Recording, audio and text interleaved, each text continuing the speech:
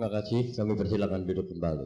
Bapak, Ibu, Saudara sedama, selamat pagi, Namo Buddhaya. Semoga Bapak Ibu senantiasa berbahagia di dalam dhamma, sehat dan sejahtera selalu. Selamat datang pula kami ucapkan kepada rekan-rekan lintas agama, rekan-rekan dari IAIN, rekan-rekan Katolik dari Wisma Sanjaya, juga komunitas damai dari Gereja Isa Al-Masih Semarang, serta rekan-rekan dan saudara sedama dari berbagai daerah. Kami lihat di sini ada dari rekan dari Colo, Ratawu, Tegal, Selawi. Bapak Ibu, pada sungguh berbahagia kita pada hari ini, Bapak Wawor mempunyai kesempatan untuk berkumpul dan berbincang bersama kita. Mengingat demikian sibuknya Bapak Wawor, saya terlebih dulu akan menyapa Bapak Wawor. Selamat pagi Bapak, Namo Buddhaya. Bagaimana kabar keluarga Bapak? Semoga. Dan juga sebagai pemandu acara kami nanti Bapak Wirya. Selamat pagi Bapak Wirya. Bapak Wirya ini merupakan salah satu profil pengusaha sukses di Semarang. Bagaimana Pak dengan kondisi krisis global ini, harga plastik yang turun gratis? Apakah Bapak tertarik juga untuk berlari ke arah mistik di dalam bidang usaha, Pak? Wah, ini malah pemanasan dulu ya. Jadi saya selalu menggunakan kekuatan mistik di diri saya sendiri, karena di dalam diri saya tersimpan mistik. Terima kasih. Di dalam diri saya sendiri tersimpan aura mistik, sehingga selalu menggunakan kekuatan mistik, tapi kekuatan mistik dari dalam diri saya. Bapak Ibu, kalau Anda semua ingin mengetahui apa itu mistik, kita tunggu nanti pemaparan dari Bapak Wawor. Kita sebagai manusia telah dibekali oleh pikiran yang selalu merancang gerak kita. Banyak orang sukses karena dia bisa memanfaatkan pikirannya. Seperti contohnya Bapak Sosro yang menyebut dirinya ahli teh. Apakah betul? Kalau Bapak ragu-ragu, kami ajak Bapak untuk bersama-sama mencari jawabnya pada tanggal 14 Desember bersama Bante Utamo Mahatera, Bapak Adiwi Gunawan, kemudian Bapak Koni John Leong di dalam talk show yang akan diselenggarakan oleh Viara Tanah Putih. Dan tentunya Bapak Ibu tidak berkeberatan untuk menyisikan sekedar dana sebagai tanda masuk yang kebetulan kami sediakan di depan pintu masuk, karena segala dana yang terkumpul akan kami gunakan untuk merenovasi Viara Tanah Putih.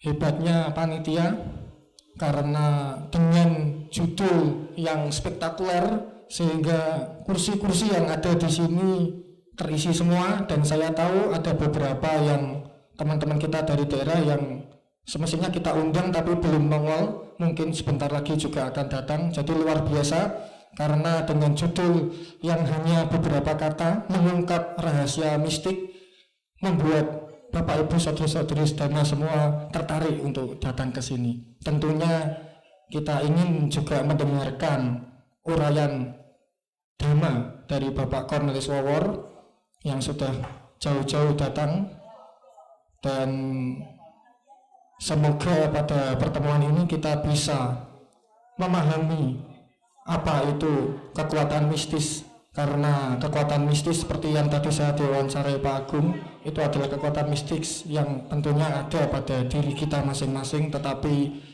biasanya kita ini menggunakan kekuatan mistis, atau kadangkala kita melihat di masyarakat banyak yang menggunakan atau ya katakan memakai kekuatan mistik dari yang lain. Nanti akan dijelaskan oleh Pak Wawor dari yang lain itu apa. Dan biasanya dari yang lain itu cara yang instan, cara yang cepat, cara yang mudah. Tetapi nanti Pak Wawor juga akan memberikan dampak-dampak atau risikonya apabila menggunakan mistis-mistis dari pengaruh yang lain. Sang Buddha sendiri sudah 2500 tahun yang lalu menyebutkan bahwa dan mengakui bahwa kebahagiaan seorang manusia ada 3, yaitu bahagia di alam sini, bahagia di alam sana, dan kebahagiaan tertinggi nibbana.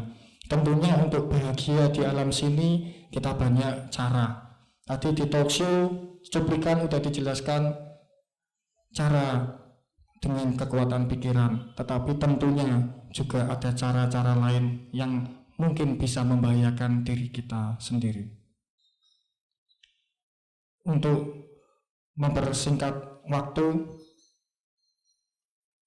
kami persilahkan Pak Wawor untuk memberikan sedikit uraian-uraian tentang materi dhamma kelas, dan untuk selanjutnya kami mohon Bapak Ibu saudara-saudari untuk berpartisipasi aktif dalam bertanya. Mumpung kita bertemu dengan Pak Wawor, mumpung kita bisa bertanya, kita manfaatkan waktu yang singkat ini untuk bersama-sama menggali dhamma. Akhirnya waktu kami persilahkan untuk Pak Wawor untuk menguraikan. Silakan Pak Wawor.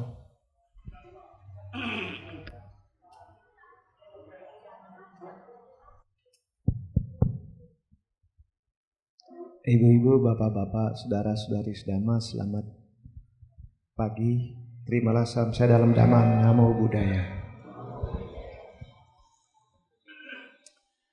Kata mistik tadi yang diulang-ulang disebut itu adalah satu kata yang digunakan untuk membicarakan hal-hal yang sulit dipikirkan oleh pikiran manusia biasa, atau dengan kata lain,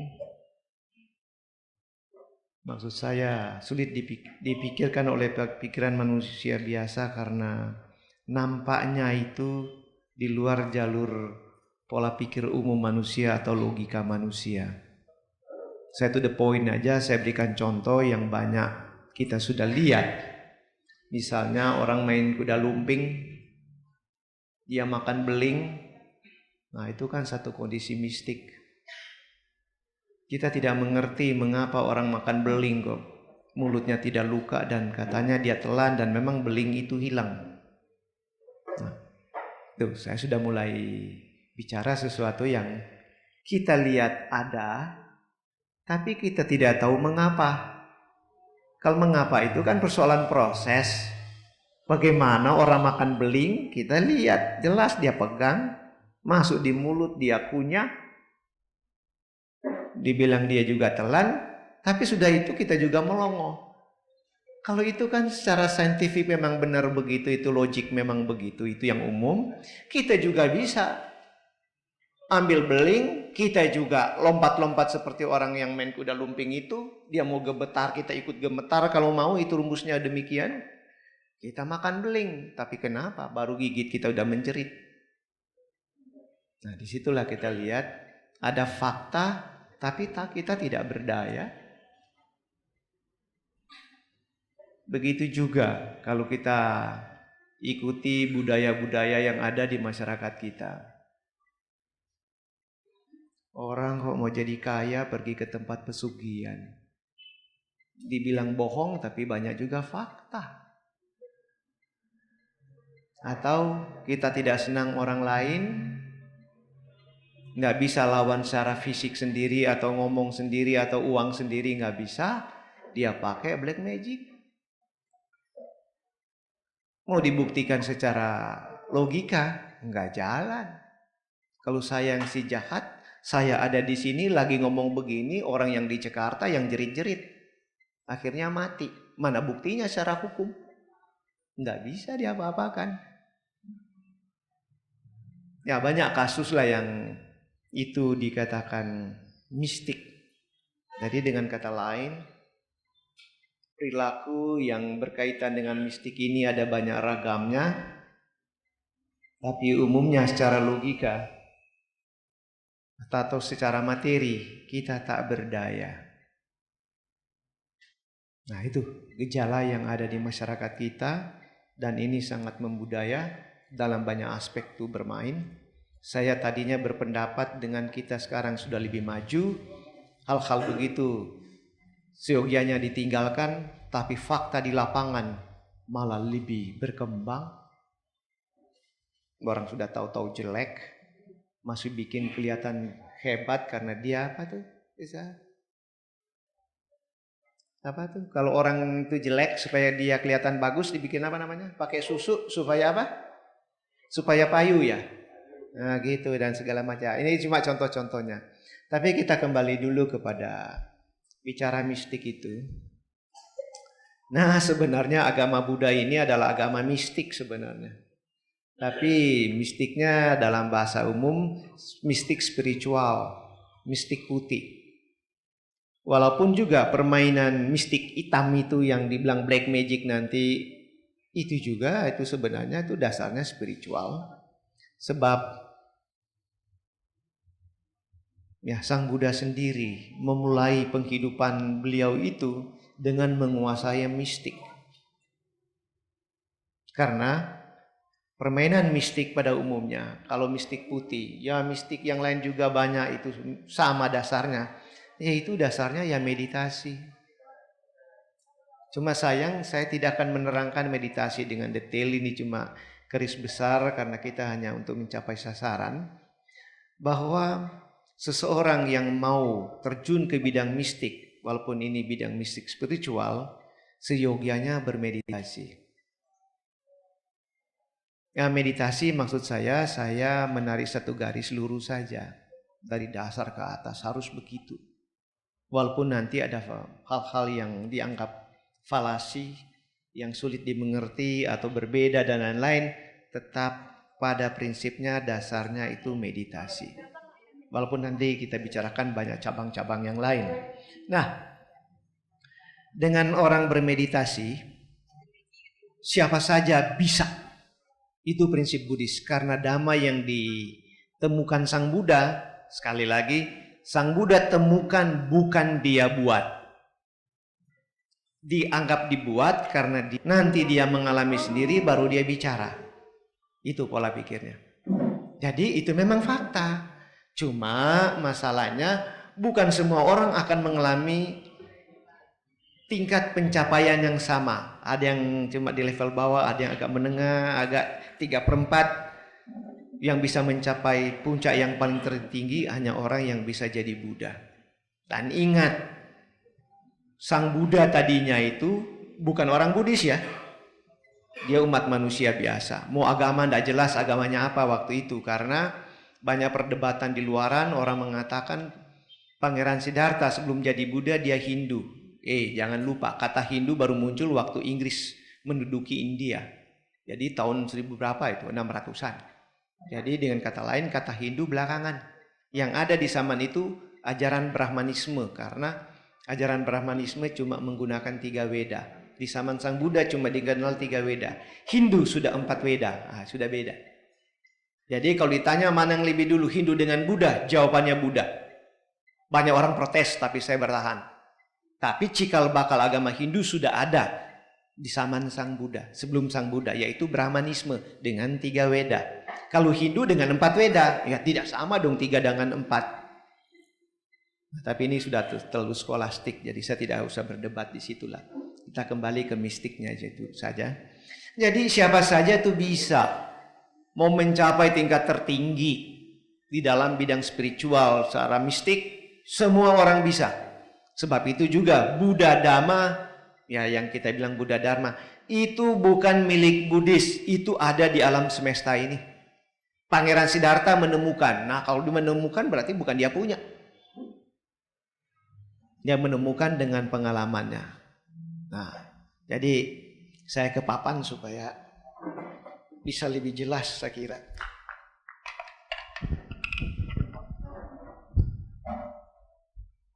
Jadi Pangeran Siddhartha berjuang gak keruan-keruan aja. Beliau hampir mati katanya 6 tahun sengsara. Nah, ini baru dia setelah mencapai tingkat ini dia menjadi Buddha. Baru diajarkan ajaran. Mau kemari bisa dengan cara ini. Dia bikin jalan garis lurus. Inilah jalan berunsur 8 itu. jalan untuk melenyapkan penderitaan. Tapi dia sendiri itu berantakan tadinya. Ya sama saja kan, kita sekolah berantakan juga. Tapi begitu kita lulus, kita tahu apa yang harus kita buat. Karena kita sudah bisa bikin jalan lurus. Dulu kita modal dengkul dengan macam-macam model, akhirnya jadi juga. Tapi sudah jadi, sudah punya anak, kita bilang sama anak kita, ini loh caranya. Nah, gitulah. Sebab itu ajaran beliau ini yang digaris luruskan ini kan pengalaman. Nah, tapi dia mencapai tingkat, nah ini tingkat mistik itu. Mencapai kebudayaan itu tingkat mistik. Nah, siapa yang bisa? Oh, dia juga bukan Buddhis tadinya, lalu dia bisa, jadi semua orang bisa. Sebab itu saya katakan, Buddha Dharma bukan milik Buddhis, semua orang boleh kok. Cuma bahasanya itu karena Sang Buddha yang bilang, nah, umat Buddha anggap itu umat Buddha punya. Nggak bisa. Berbuat baik semua orang boleh kok. Tapi nyolong juga semua orang bisa. Ya kan? Jadi itu bukan umat Buddha punya. Yang maling kan bukan cuma umat Buddha. Ya, semua umat juga maling. Tapi bukan semua orang maling. Semua agama itu umatnya banyak juga yang maling. Ya gitu, cek aja di penjara.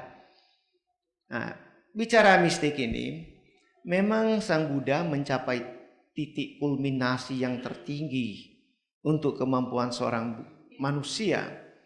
Dengan kemampuan batin sudah di dalam situ yang menurut pendapat saya terlalu luar biasa. Entah karena saya juga terlalu goblok kali ya. Karena terus terang saja, saya sendiri sebagai umat Buddha suka bertanya, yang mungkin orang lain tidak suka tanya, tapi saya tanya pada diri saya sendiri. Apakah ajaran Sang Buddha ini benar? Jangan-jangan aku tertipu. Kenapa? Kita tahu dan kita belajar semua ajaran agama yang ada kan cuma teoritis. Dari buku alias kitab suci yang dibilang suci itu. Apa itu benar atau tidak? Ya memang umumnya kita karena sudah yakin kita bilang ya benar. Tapi karena kita belum mencapai tingkat itu, benarnya di mana? Ya kalau ibu bapak mau koreksi diri, coba berpikir sendirilah. Bukan harus ikut saya, tidak. Tapi coba berpikir kembali. Karena maju mundurnya makhluk itu, ya dia sendiri yang menentukan. Mau maju atau tidak. Silakan, cek sendiri. Ya tentu saja Anda akan bilang, ya tapi kan Bapak umat Buddha kan. Ya memang benar. Karena logika saya dan kemampuan saya, ini urusan saya pribadi, iya benar. Karena saya berpikir banyak tentang kebenaran itu sendiri. Oh, kenapa dia begitu? Jadi saya tidak mau ikut. Cuma memang saya terjebak juga dengan kata-kata Sang Buddha.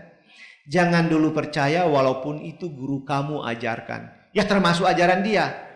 Tapi konyolnya, aku percaya dia bilang begitu. Berarti aku ikut dia kan? Gitu kan logikanya kan?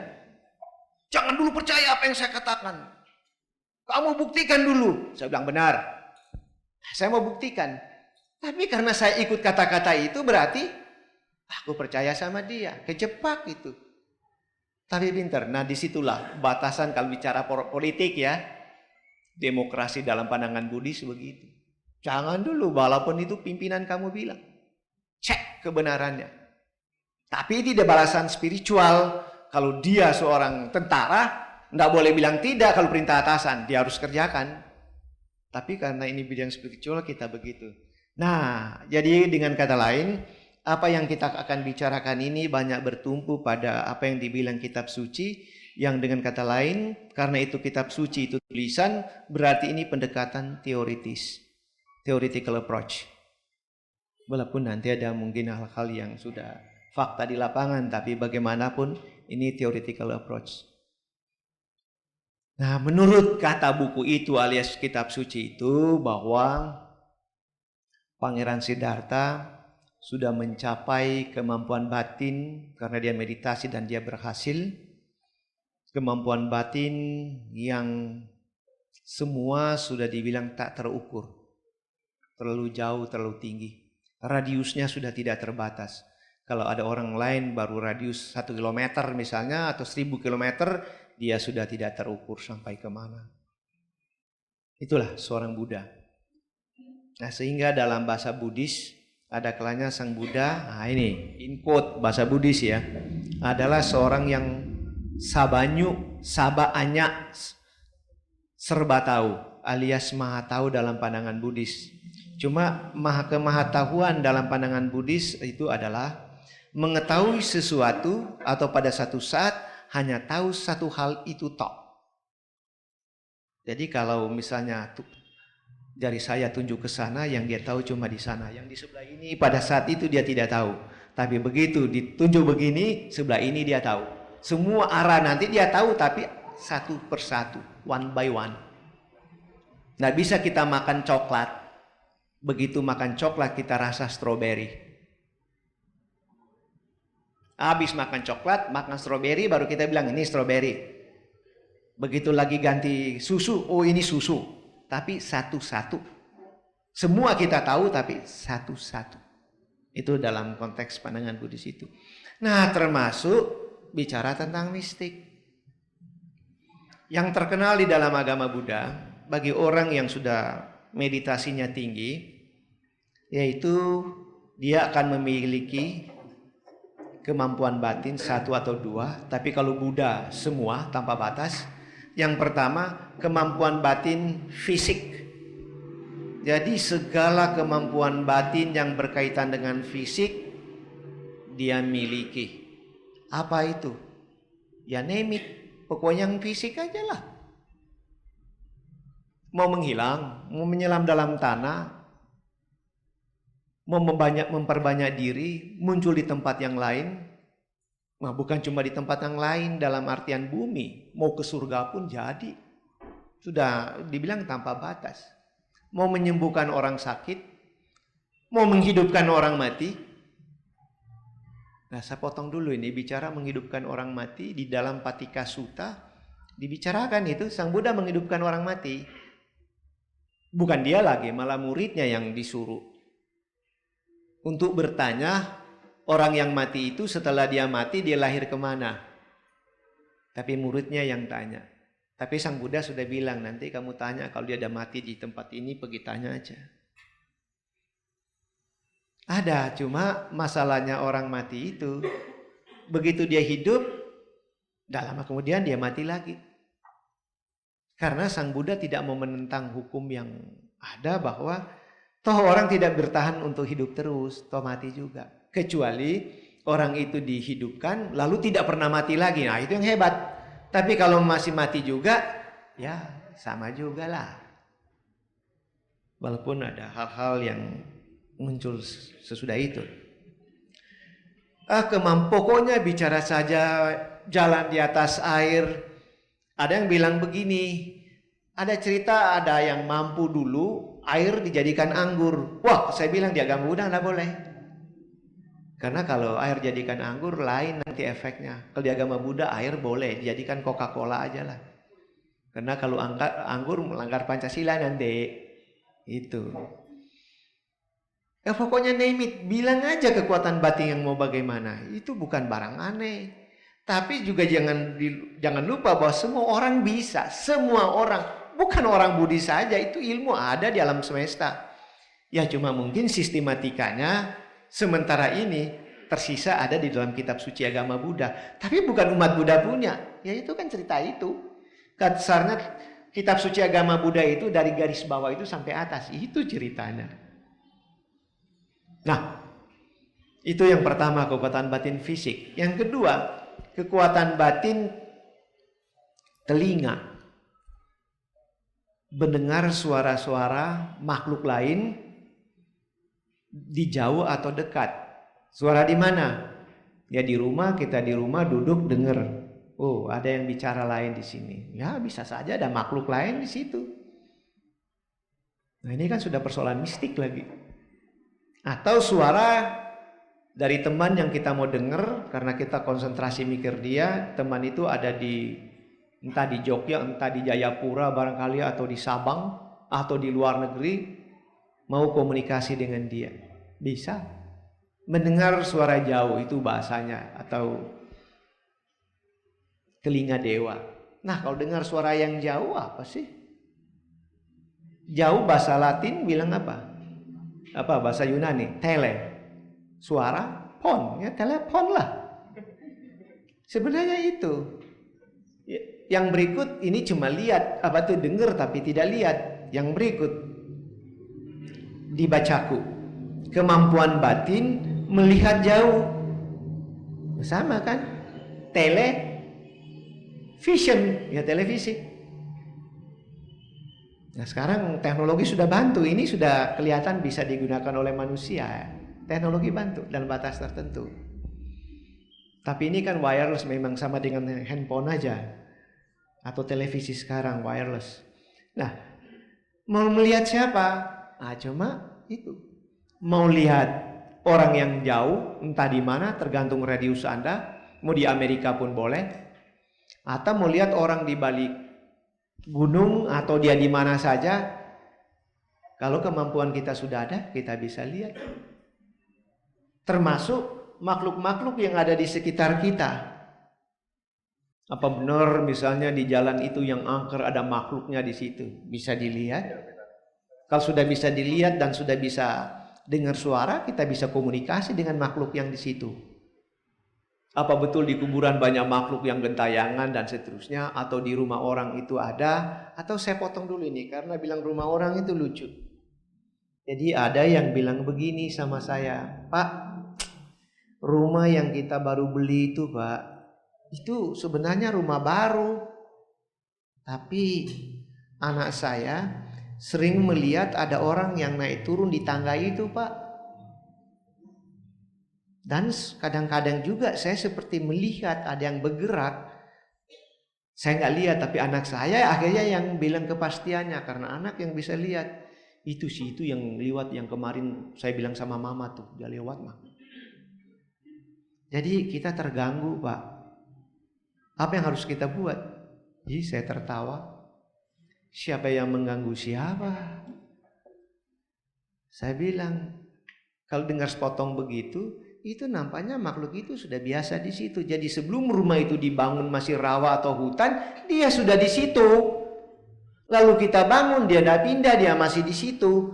Jadi dia ganggu kita atau kita yang ganggu dia? Ayo, mana yang benar? Ini banyak orang itu nggak adil itu. Sudah begitu mau suruh panggil dulu La TV atau televisi One. Di sini ada hantu, mau minta ditangkap, masukkan ke botol barangkali. Siapa yang salah kalau begitu? Ya kita yang terlalu serakah, mau menang sendiri. Dan persoalannya, apa dia begitu itu mengganggu? Terus selama ini nggak ada apa-apa di rumah kita, ya biarin aja. Kalau dia ada, lain kali malam dia muncul, bilang aja sudah lama di sini. Ada yang perlu saya bantu? Atau kita minta bantu kadang-kadang. Kenapa? Betul kita tinggalkan di Marina ini, di Semarang. Tapi keluarga mau pergi ke Jogja. Tolong jagain rumah ini ya. Ya boleh. Ini kan bermain mistik. Bisa saja maling masuk, bisa. Karena fisiknya memang begitu, dia bisa masuk. Tapi sampai di dalam, dia gak lihat apa-apa istilahnya. Dia gak bisa nyolong.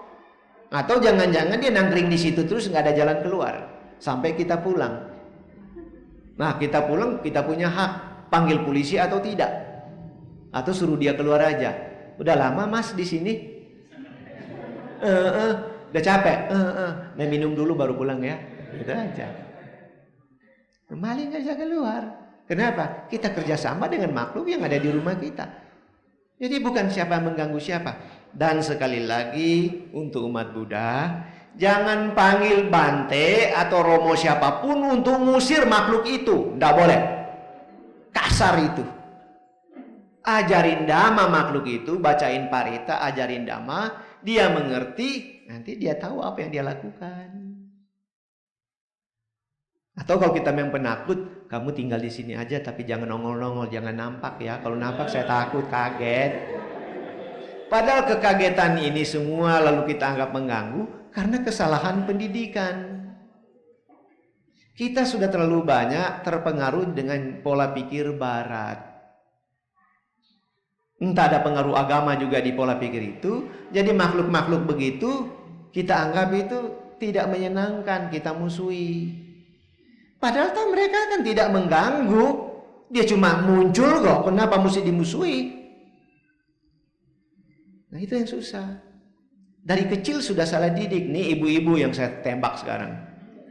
Nonton sinetron nggak mau keluar. Anak masih kecil, masih merangkak atau jalan pelan-pelan begitu. Main di luar, si mama bilang apa? Jangan main di situ, ada kucing. Karena gelap, karena mamanya nggak mau terganggu nonton sinetron. Anak nggak datang-datang karena nggak bisa lihat dia ngapain di sebelah situ. Mamanya jadi kucing. Ngeong. Wah, anak lari, mama ada kucing. Itu kan ngebohong sama anak. Bilang mama nggak bisa lihat kamu main di situ, main di sini saja. Bilang apa adanya. Jangan ajar dari kecil bong. Nanti kalau sudah besar dia koruptor, dia bilang apa? Salahnya pemerintah. Kenapa kasih gaji kecil? Sebab itu dia bisa sikat. Nah itu konyolnya. Didikan dari bawah sudah salah. Jadi bilang apa adanya. Nah terus terang saya dengan anak saya ada kompromi. Anak saya main di belakang jendela ini. Tahu-tahu bunyi gedebuk, dia menjerit. Tahu-tahu dia nangis. Kalau dia nangis saya baca koran terus. Saya jahat, papa jahat jadinya. Kenapa? Kalau dia menangis begitu, ya berarti dia oke-oke aja, cuma mungkin sakit. Nah sudah, keluar pelan-pelan, lalu lihat dia. Tapi kalau dia gedebuk, diam. Wah, lompatan saya cepatnya bukan main. Ada apa kok diam? Tapi kalau dia cuma diam, tahu-tahu cuma melongo-melongo begini, lihat tangannya, ini saya duduk lagi. Nanti dia datang pelan-pelan. Papa. Iya, itulah sebabnya kalau main-main pakai mata ya. Kamu kan terantuk, jatuh kan? Iya. Nah sebab itu lain kali main yang benar. Lihat dong ya, jangan cuma seenaknya lari. Nggak bilang, aduh kesian anak papa kenapa begini. Dia nangis, susah dibujuk nanti. Karena ngajarnya salah. Jadi kembali kepada cerita mistik kita. Makhluk-makhluk itu ada, ya sudahlah kita berkomunikasi saja, nggak usah takut. Anggap mereka memang saudara kita atau mungkin leluhur kita juga. Tapi kan orang bilang keder pak, takut pak, itu kan makhluk lain. Padahal ya memang ada, malah kalau kita tidur dia lihat-lihat. Itu orang dua ini kok lucu, tidurnya begini. Ya ada di sekitar kita, cuma kita nggak lihat. Memang mereka juga ada di mana-mana kok. Namun kalau kita meditasi sudah punya di bacaku, kita bisa lihat mereka. Kalau dia berdiri di samping kita akan bilang, kok kamu nonton? Gak tuh malu. Dia akan jawab, nonton free, apa salahnya kan? Ya sudah, sabodo dia aja lah. Nah semua orang bisa punya di bacaku. Yang keempat, cetopariyanyana. Kemampuan batin untuk membaca pikiran orang lain. Wah itu yang caki. Itu kalau polisi, resese atau intel paling bagus itu. Nggak usah banyak ngomong, kita sudah tahu apa yang dia lakukan, kita baca pikirannya.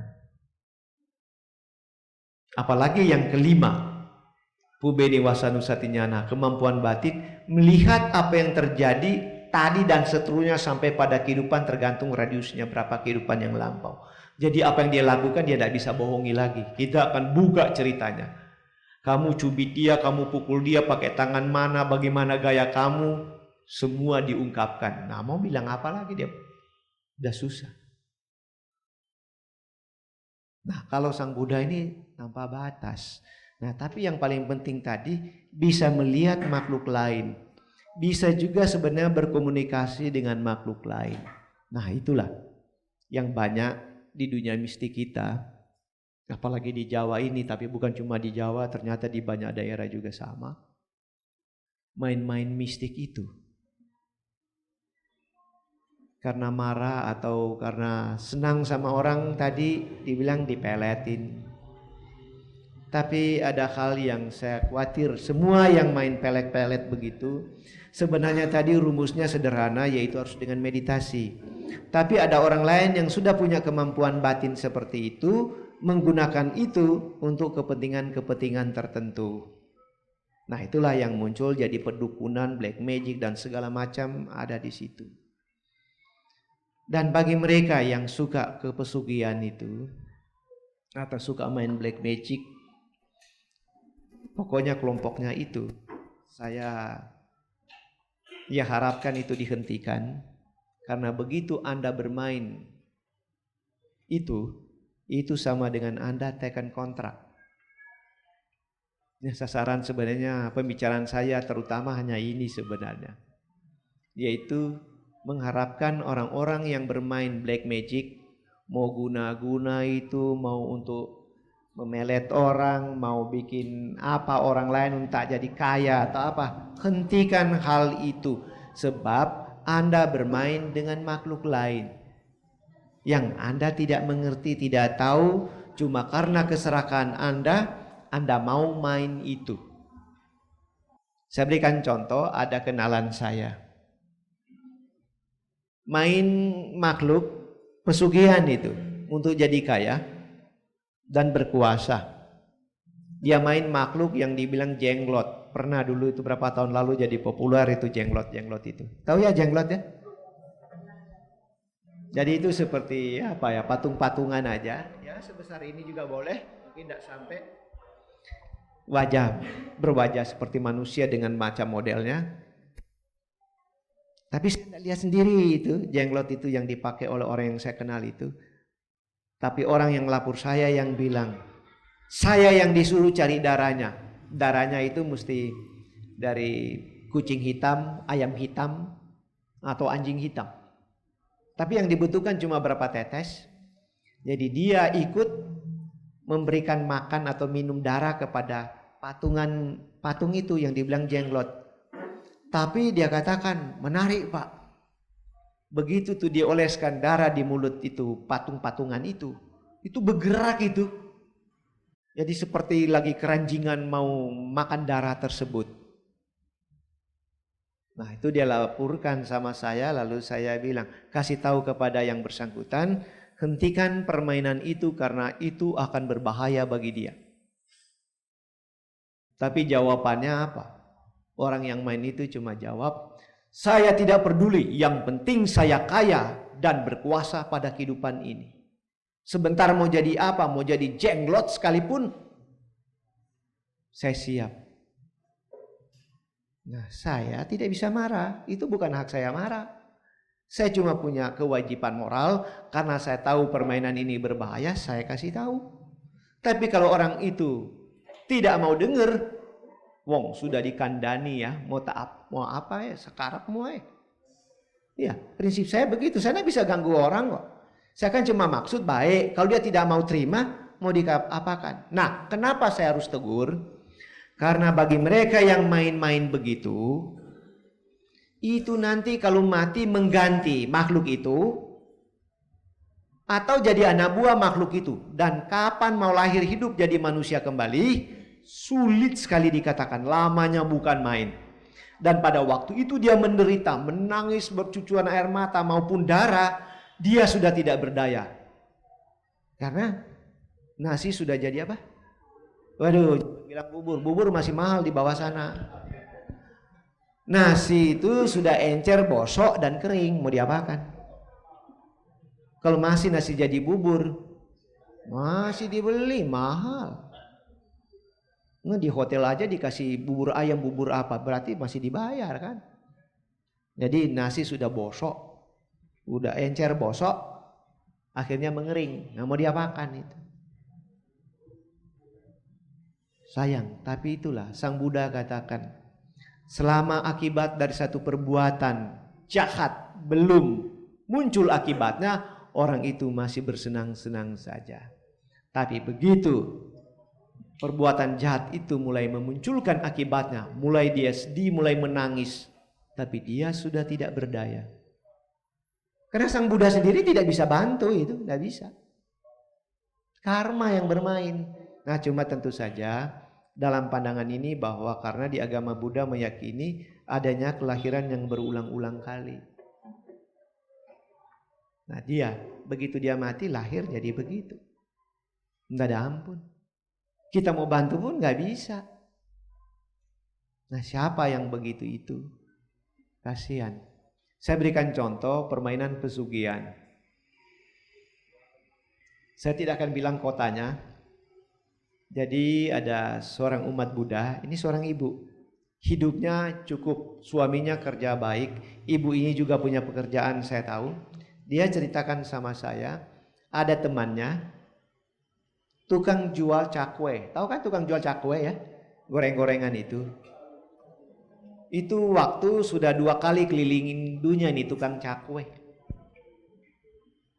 Jadi ibu ini yang biasa aktif di wihara tanya, bagaimana caranya kamu mengumpul uang padahal kamu cuma tukang jual cakwe? Kok bisa sudah 2 kali keliling dunia?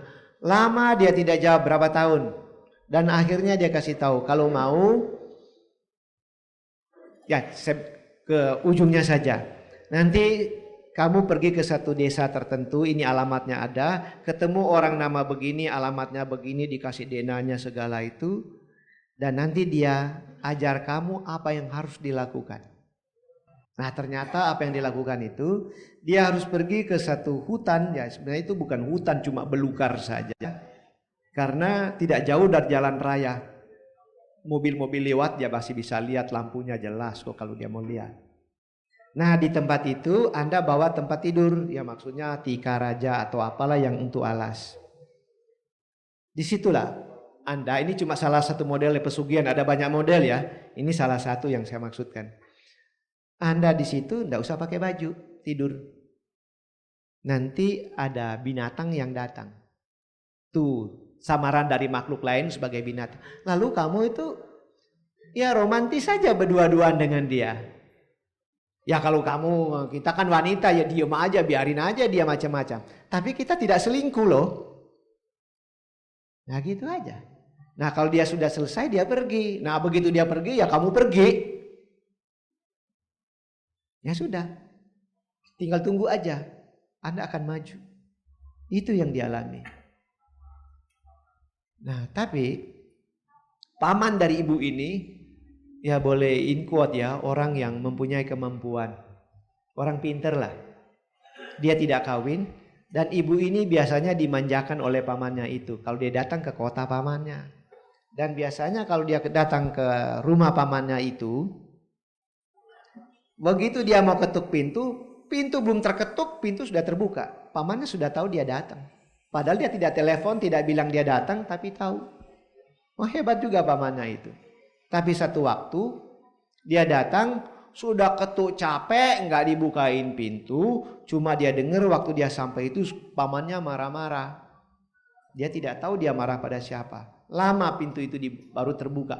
Dan yang membuka bukan si paman, tapi pembantu yang buka. Dia kaget, loh kok pembantu yang buka? Mana paman? Tuh lagi marah-marah situ. Kamu nakal ya? Ada yang nakal barangkali. Enggak, kita tidak mengerti dia marah-marah sama siapa. Begitu dia maju, maju ketemu pamannya, dia hormat bilang selamat pagi. Pamannya bilang dasar anak nggak tahu diri. Ternyata yang dimarahin dia. Pamannya bilang, apakah kamu nggak jijik? Kamu mikir-mikir mau pergi main-main di belukar itu dengan si makhluk itu. Cerita apa itu? Pura-pura tanya. Kamu cerita dengan tukang cakwe itu begini-begini. Ternyata pamannya monitor. Tahu apa yang terjadi. Kamu nggak tahu nanti kamu kalau main-main begitu. Itu menjijikan, bikin malu keluarga kamu dan saya. Dan kamu mati ganti tempat dia atau jadi anak buah itu makhluk itu. Kamu kapan mau jadi manusia, kasihan kau ini. Jadi ternyata yang dia dimarahin itu. Jadi memang permainan ini jelek. Itu berbahaya. Tapi kenapa ada orang lain atau yang dibilang dukun kok mampu? Padahal dia tidak meditasi. Ada kan? Ada orang yang bisa menyembuhkan juga orang sakit. Prinsipnya dia harus meditasi. Tapi kenapa tidak? Nah jawabannya pasti pada kehidupan yang lampau dia sudah meditasi. Atau ada makhluk yang meditasi bisa membagikan kemampuannya kepada orang tersebut. Atau saya contohkan gini ya. Karena dalam Patisambhidamagga, wah ini dalam kitab suci agama Buddha disebutkan, ada guru tertentu atau orang tertentu karena kekuatan meditasinya, dia bisa membuat ya yang seperti sekarang aja ini. kemampuan-kemampuan batin ini. Yaitu kekuatan itu berlaku selama orang itu masih hidup, si guru itu hidup atau orang yang memberikan itu. Kalau dia mati, hilang itu kemampuan tersebut. Jadi bicara tentang mistik di Indonesia ini atau black magic atau magic di Indonesia, kurang yang dicapai dengan meditasi. Malah biasanya bantuan makhluk lain. Yang kebanyakan itu begitu. Nah, itulah yang saya khawatirkan itu. Ini bahaya bagi orang yang bersangkutan. Atau saya berikan satu contoh lagi. Ada orang pergi ke satu tempat ya. Ini karena diceritakan terbuka ya, boleh saya sebutkan tempat itu. Di Gunung Kawi. Di Gunung Kawi datang pada suatu sore kakak beradik. Nah, cuma kotanya enggak boleh saya bilang juga. Nah, kakak beradik datang, tapi yang punya urusan adalah si kakak. Jadi caranya itu harus punya ada sajen ya. Itu macam-macam kue yang ada di situ.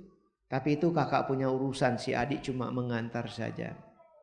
Jadi begitu bertemu dengan bilang kuncennya atau orang yang di situ, mereka diajak ke dinding ya macam ini. Saya pernah pergi ke tempat itu lihat-lihat. Lalu mereka duduk situ bertiga. Jadi si kuncennya bilang, kalau sementara saya sembahyang, kamu merem aja dan tenang ya. Nah, dia baca bacaannya nggak ngerti katanya. Tapi si adik begitu dengar di atas kresek-kresek, dia buka mata. Lalu dia lihat, loh, kok ada monyet besar di atas, nangkring di atas. Dari mana monyet itu muncul nggak tahu, karena ya seperti ini tertutup. Kalau ada lubang ya dia lewat lubang, ini nggak ada, tahu-tahu sudah di atas. Monyet itu turun karena di situ ada tiang juga, lengket, turun dari tiang. Ini lagi sembahyang. Kakaknya waduh kusuk banget dong. Monyet itu datang, turun di penganan itu, di sajen itu, langsung makan. Cuma ya itu menarik. Dia makan, lihat dia misalnya ambil itu kue, kalau ini kue, tangannya kelihatan jelas ambil kue dan masuk. Tapi kue itu ada juga. Nah, ini permainan mistik semua. Begitu kue ini, kalau ini kue juga diambil. Tapi dia lihat, diambil. Ada di tangannya, tapi kok ini kue masih ada juga. Begitu, loh kok ada? Dia makan, habis makan, dia berak dan kencing di situ. Yo, mau ngapain? Nah sudah, habis makan, dia lihat itu, monyet itu naik. Tahu-tahu hilang begitu aja. Nah selesai. Lalu si kuncen itu bilang, silakan makan. Nah, si kakak si masnya yang mau makan, bilang makan ya memang lapar ya langsung makan. Tapi si adik silakan makan. Nah, enggak, dia aja makan. Habis dia lihat, dia buktikan. Sore-sore dia pergi ke jalan itu, sampai jalan itu langsung nyalakan, dia lihat. Loh, yang punya toko dia kenal, kalau orang satu kota begitu kan banyak yang dikenal. Tapi begitu dia lihat, loh kok kepala mereka berubah, si pemiliknya. Pelayannya masih itu, tapi pemiliknya ada yang kepala kerbau, ada yang kepala sapi, kepala kuda, anjing, kambing. Kok berubah? Nah itu artinya dia sudah baca. Kalau begitu artinya dia sudah baca. Welcome to be To be doggy, menjadi anjing. Nah itulah makhluk-makhluk karena serakah begitu. Kenapa sih tidak berikhtiar sendiri, mau jadi kaya dengan cara sendiri? Memang Sang Buddha katakan kalau orang awam ada keempat keinginan wajar orang awam. Ada 4. Yang pertama, ingin menjadi kaya dengan cara-cara yang benar. Nah, itu 1. Yang kedua, ingin punya kedudukan dan nama baik di masyarakat. Nah, mau dibilang punya kedudukan bagus, tapi dibilang apa? Oh, iya dia pejabat, begini-begini, tapi dia koruptor, kan malu juga. Dia begini-begini ya, jadi punya kedudukan yang baik dan nama baik juga. Yang ketiga, orang itu mau dia itu sehat-sehat dan umur panjang. Oh kaya juga ada makanan enak, kalau tidak sehat nggak ada gunanya itu makanan itu. Udah pernah rasa begitu Pak?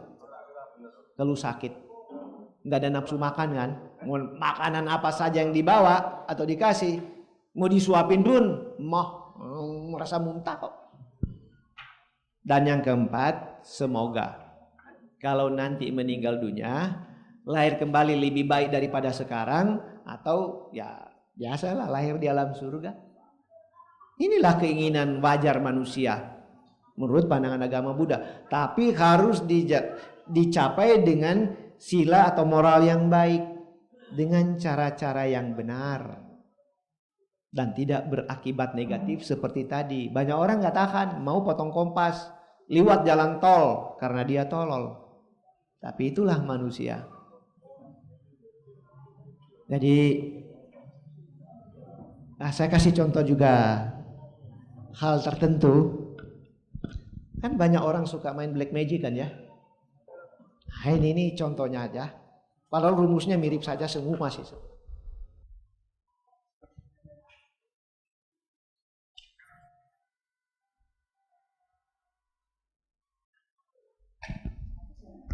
Ada si A benci kepada si B. Lalu A ini marah. Kalau perlu si B itu mati. Ya ada kan yang begitu ya. Tapi kalau main secara fisik gak mampu.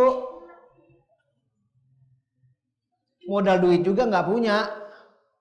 Tapi pemarah. Nah dia minta bantuan si C. Nah ini yang dibilang dukun lah.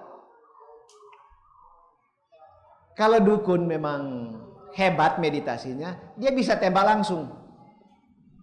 Tapi itu tadinya dia meditasi lalu dia gunakan untuk menghantam orang, itu jadi black magic itu, bukan white magic lagi.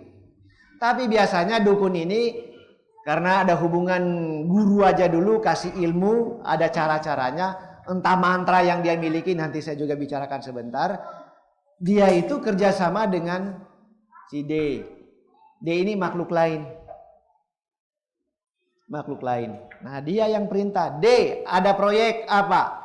Pateni si B itu.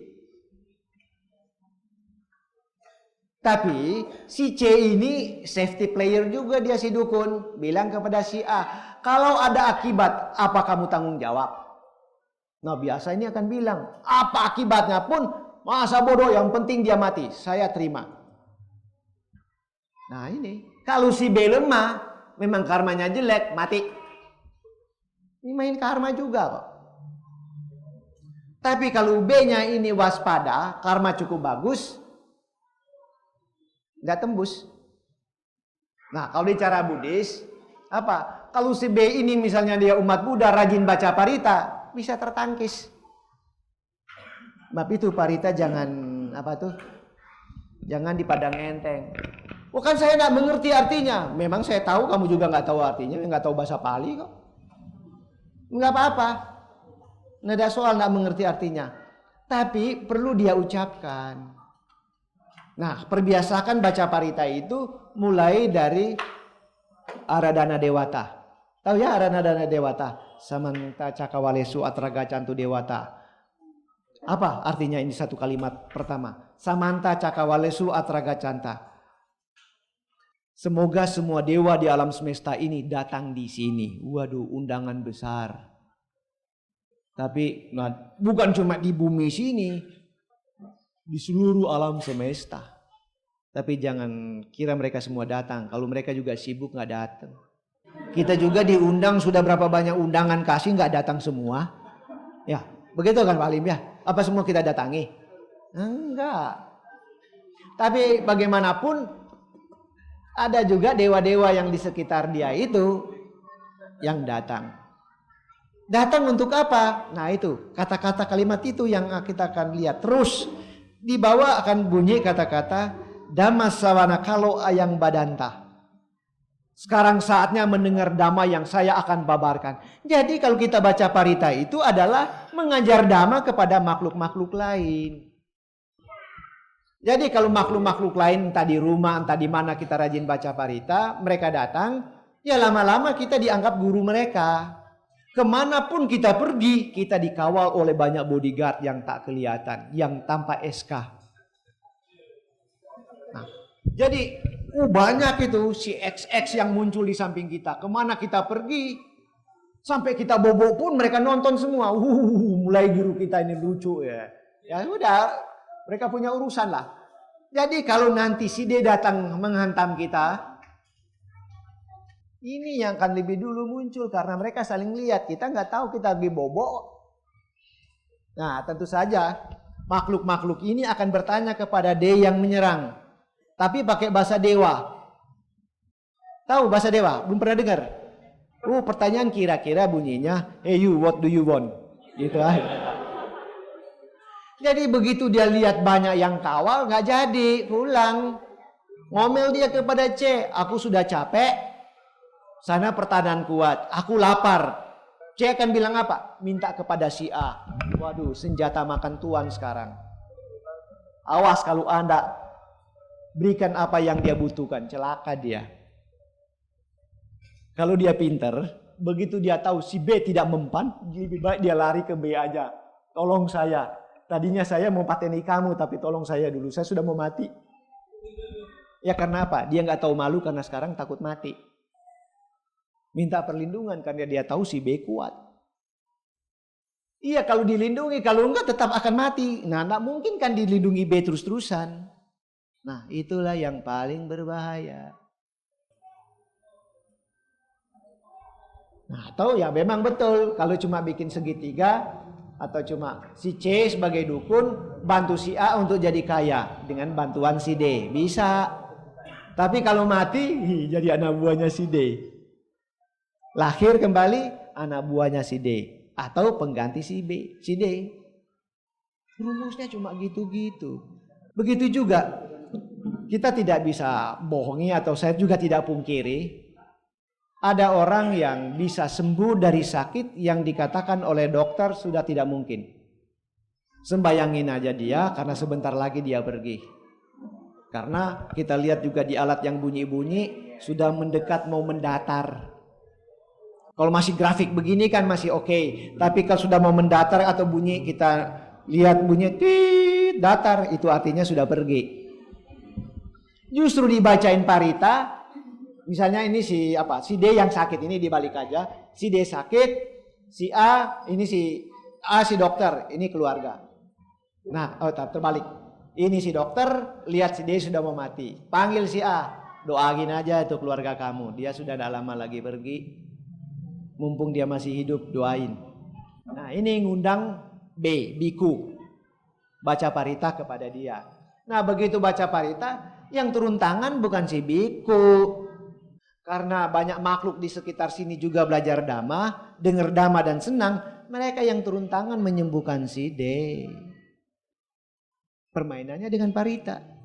Sebab itu dari dulu saya katakan, rajinlah baca parita. Karena parita itu adalah bagian khotbah dari Sang Buddha untuk mengajar makhluk-makhluk lain. Tapi ada kalanya orang nggak mau peduli. Kenapa? Susah karena malasnya aja. Masa baca aja bisa kok baca koran, masa baca parita enggak? Malas. Sebab itu rajinlah baca parita anytime, anywhere. Karena kita tidak tahu kita pergi kemana. Ada orang yang nggak suka kita, dia hantam kita dengan rudal-rudal tak kelihatan. Nah, kita juga pakai perisai tak kelihatan juga. Harus begitu, karena kita harus waspada. Ternyata di dunia kita ini banyak orang main macam-macam.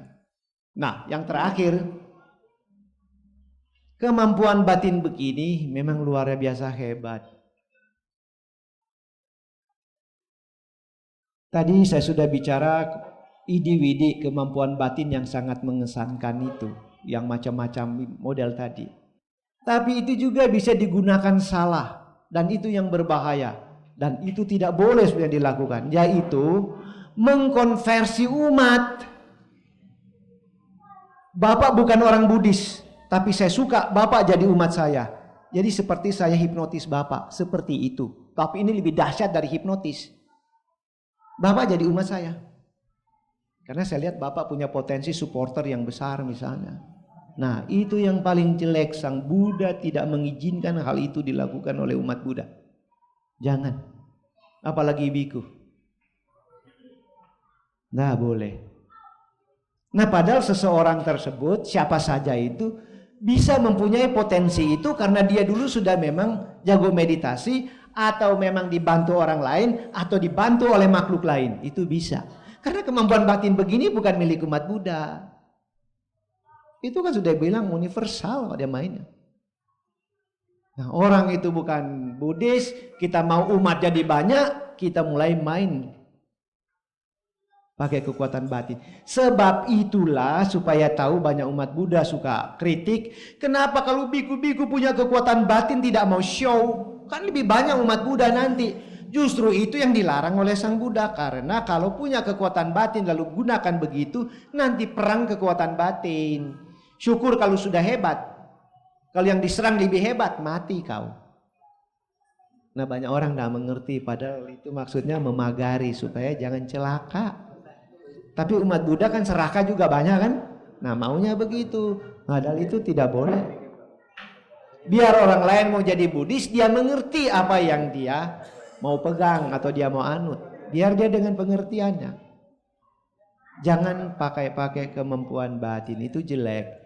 Kalau memang kekuatan batin hanya untuk menolong, tolonglah orang lain. Siapapun boleh ditolong. Tapi jangan pakai duit, jangan minta dibayar juga, cuma menolong. Nah, menolong tidak mengenal bangsa, tidak mengenal agama siapa, tolong aja. Ya baiklah, itu garis besar yang saya bicarakan. Tapi saya tahu banyak hal yang harus didiskusikan karena memang ini agak pelik juga, tapi memang begitulah permainan spiritual. Ada kalanya itu fakta, tapi tidak bisa dibuktikan. Tapi ada kalanya itu terjadi fakta di depan kita juga, tapi ya prosesnya itu kita tidak mengerti. Cuma teriak-teriak, aduh sakit, aduh sakit, aduh sakit, tahu-tahu belum, udah mati. Diperiksa dokter nggak ada apa-apanya. Nggak tahu apa yang menyebabkan dia mati. Apalagi dia bilang sakitnya cuma di perut, bukan di jantung. Bongkar perutnya nggak apa-apa kok, forensik buka, biasa saja. Tapi kenapa dia mati? Nah itu, perlu banyak yang pelik memang. Tapi baiklah, itu dasar untuk kita berbincang-bincang. Silakan. Saya kembalikan. Luar biasa sekali. Tepuk tangan untuk Pak Wawor semua. Benar-benar luar biasa. Pada kesempatan pagi ini kita mendapatkan banyak sekali hal yang baru. Mungkin bagi Bapak Ibu yang hadir di sini banyak sekali pertanyaan-pertanyaan. Namun sebelumnya ada sedikit saya berikan suatu review atau suatu kesimpulan dari apa yang dibicarakan.